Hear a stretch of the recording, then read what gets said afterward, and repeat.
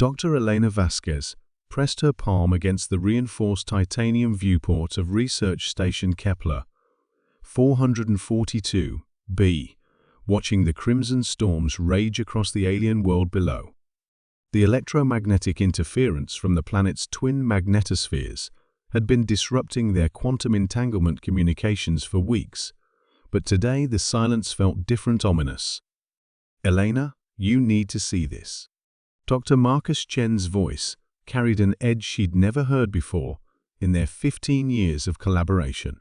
She turned from the viewport to find him hunched over the gravitational wave detector, his face pale in the blue glow of the holographic display. The data streams showed impossible readings. Massive objects were decelerating from near light speed at the edge of their solar system, objects that shouldn't exist according to everything humanity understood about physics and engineering. "Run the calculations again," Elena whispered, though she already knew the numbers were correct. The objects were enormous, each one roughly the size of Earth's moon, and they were slowing down, using some form of exotic matter manipulation that created localized distortions in space-time itself. Within hours, the first visual confirmations arrived from the deep space monitoring arrays. The objects weren't natural.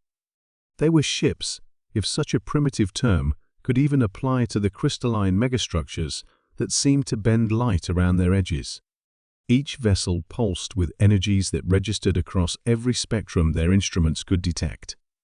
The aliens made no attempt at communication. Instead, they demonstrated their intentions with surgical precision. The first target was Lunar City, humanity's largest off-world settlement. The attack came not as weapons fire or explosions, but as something far more terrifying, a complete cessation of molecular motion.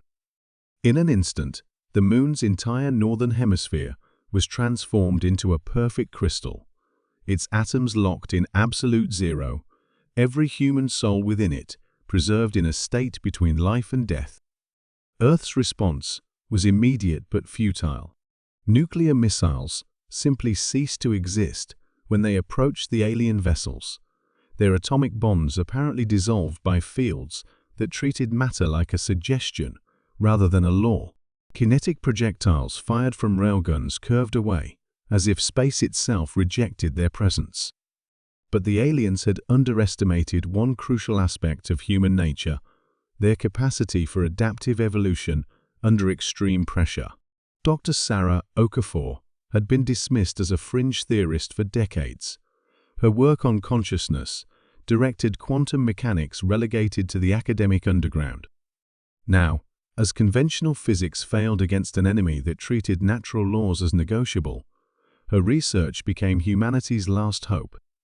"Consciousness isn't just an observer of quantum reality," she explained to the Emergency Council of Surviving World Leaders, gathered in the deep bunkers beneath the Mariana Fault Research Station.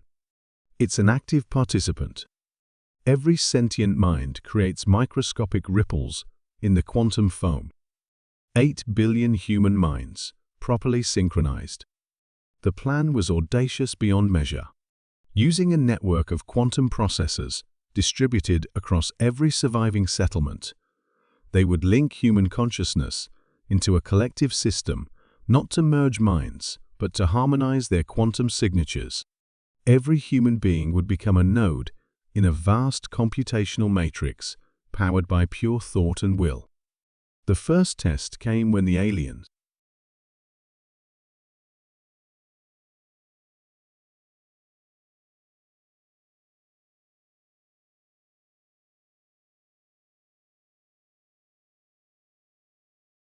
moved to freeze the Pacific Ocean, as their exotic matter fields began locking hydrogen and oxygen atoms into crystalline structures.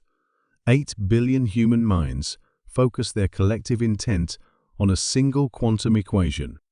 Reality screamed. The ocean didn't freeze. Instead, it began to boil upward in defiance of gravity, forming impossible spirals of superheated steam that maintain their structure through sheer conscious determination. The alien fields, designed to manipulate unconscious matter, found themselves battling against a form of physics they had never encountered, matter that was actively aware and fighting back. The aliens responded by attempting to freeze the atmosphere itself, but humanity's collective consciousness had already adapted. They didn't just resist the attack, they reversed it, using their quantum matrix to accelerate molecular motion beyond anything that should have been possible. The sky itself caught fire, not with combustion, but with the pure kinetic energy of atoms moving faster than physics should allow. The alien vessels, engineered to operate within the known laws of physics, began to destabilize. Their exotic matter fields couldn't compensate for an environment where the fundamental constants were being actively challenged by billions of focused minds.